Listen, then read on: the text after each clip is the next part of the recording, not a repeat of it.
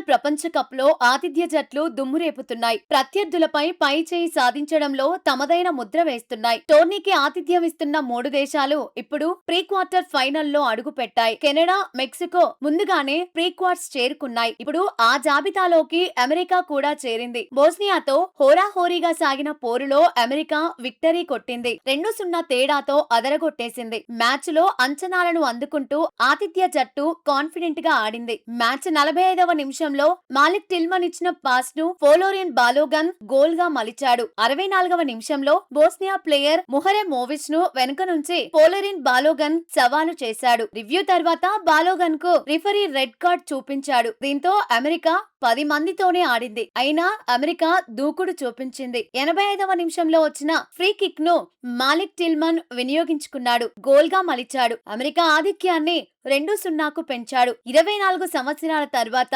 Football world cup knockout match లో America విజయం సాధించింది. 2002లో మెక్సికోపై నాకౌట్ మ్యాచ్ లో గెలిచింది. ఆ తర్వాత మళ్ళీ ఎప్పుడూ విజయం సాధించలేదు. ఈసారి నాకౌట్ లో విక్టరీ కొట్టింది. ఈ మ్యాచ్ లో గోల్ కొట్టే అవకాశాలను బోస్నియా సృష్టించుకున్నా ఫలితం సాధించలేకపోయింది.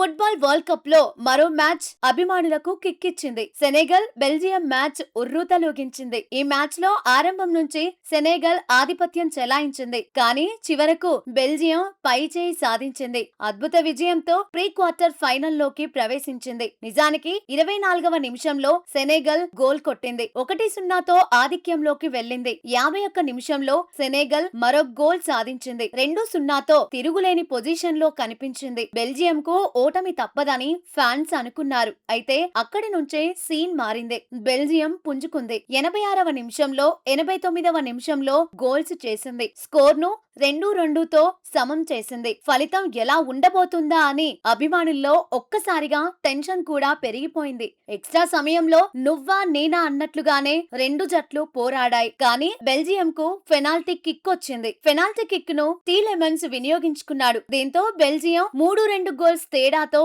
విజయం సాధించింది. ప్రీ క్వార్టర్ ఫైనల్లో అమెరికాతో తలపడబోతోంది.